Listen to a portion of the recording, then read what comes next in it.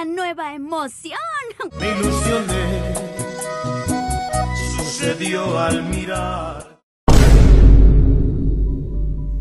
Hola y bienvenidos una vez más a un nuevo video en el canal de Reps. Y así es, gente, hoy les traigo la reseña para la película ganadora al Oscar de Mejor Película Animada del 2024. Hablo de Intensamente 2, Del Revés 2, Inside Out 2 y no me sé el nombre en otros idiomas. Pero bueno, una gran película que merece un video que la verdad no sé cuánto puede durar, porque la verdad tengo que hablar muchísimas cosas, porque esta película lo amerita. Tiene tantos elementos, tiene tantas cosas destacables. Dios, es que el Oscar le va a quedar chiquito. Así que iniciemos lo más pronto posible.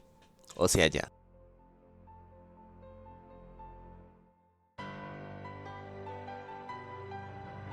Ustedes ya sabrán que Disney y Pixar habían afrontado una decadencia en torno a las películas, eran malas, genéricas, y la verdad, el Oscar a Encanto fue muy regalado. Para mí más regalado que el de Toy Story 4, porque Toy Story 4 al menos merecía por ciertos puntos, pero Encanto no tanto. Disney y Pixar siguieron sacando películas malas, genéricas, que ni siquiera reunían la suficiente cantidad de dinero. Eran fracasos en taquilla para, bueno, los estándares de Disney y Pixar. Pero eso sí, algo en lo que nunca decayeron fue en la animación. Incluso en la infame Lightyear fue buenísima, fue muy calidosa. Dios santo, aún me duele Lightyear porque se veía muy buena. Dios santo, cómo me duele. Pero eso sí, la animación de pura calidad, muy buena en todo momento, nunca se sintió acartonada, estática, era dinámica, era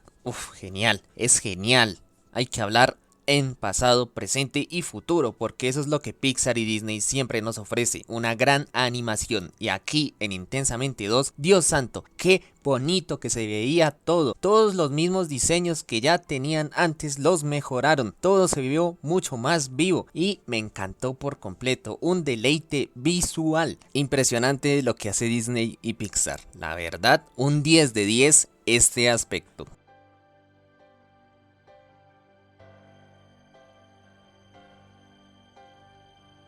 Voy a ir directo al grano. Esto es un 10 de 10. Todas las nuevas emociones representadas perfectamente en unos diseños. Es increíble cómo es que es una representación perfecta de cada emoción. Incluso nostalgia, que es una emoción que sale por ahí 30 segundos en la película, está bien representada. Visualmente se entienden y se llegan a inferir cuál es la emoción que representa ese diseño. Y es genial. Y en estética obviamente se ve brutal todo lo que es la mente de Riley, todo lo que es los recuerdos, el fondo de la mente, los secretos, los momentos, todo se ve genial, todo está bien representado. Obviamente en un ambiente animado, porque si se intentara recrear en otros ambientes sería distinto, pero para mí que se quede en lo animado es perfecto, porque ya Disney y Pixar lo hicieron de la manera más perfecta posible. Este es el pick en diseño y estética en lo que se refiere a emociones humanas.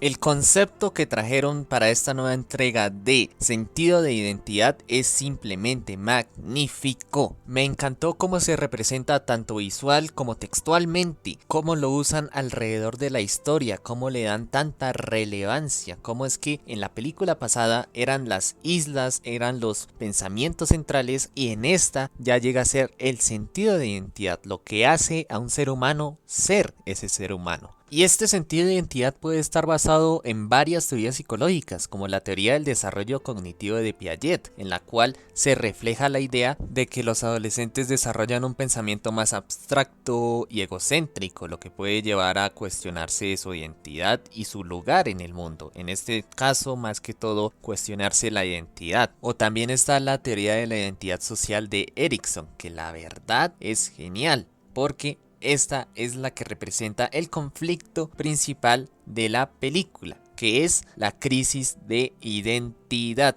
Acá se representa en torno a una aventura, en torno a reprimir emociones, en torno a quitar una identidad pasada, a reformarla, ¿sí? Todo esto mientras Riley explora diferentes roles sociales y busca encajar en distintos grupos, que es lo que nos hace ver desde el inicio. Cómo es que es separada de sus amigas y ahora tiene que ver en otra preparatoria cómo, bueno, va a encajar en otro grupo.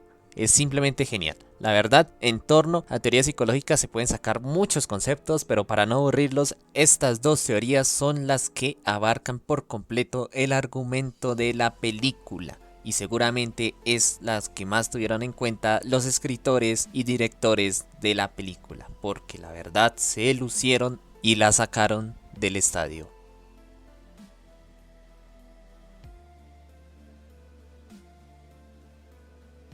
El papel de ansiedad en la película es casi que protagónica, es una protagonista más en esta película y la verdad me parece totalmente acertado. En la fase de la pubertad, uno de los principales cambios es, bueno, iniciar a tener estas preocupaciones por el futuro, por lo que no se puede ver, iniciando por su aparición y caracterización. Ansiedad se presenta como una emoción joven e insegura que llega al cuartel general con una gran cantidad de maletas, representando las múltiples preocupaciones y escenarios que la abruman. La función principal que desempeña Ansiedad es alertar a Riley sobre los posibles peligros o amenazas. Su objetivo es protegerla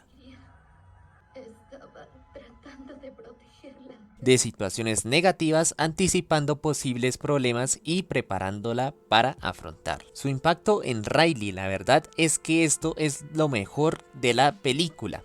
Aunque además de su papel protagónico también tiene un papel antagónico, pero esto nos deja también una lección que nos da la misma película, que es que la ansiedad no es algo malo en sí mismo, es una emoción natural que puede ser útil para protegernos del peligro, pero en la cual no podemos basarnos por completo y no nos podemos guiar solo por ella. Por eso es que se llega al ataque de ansiedad.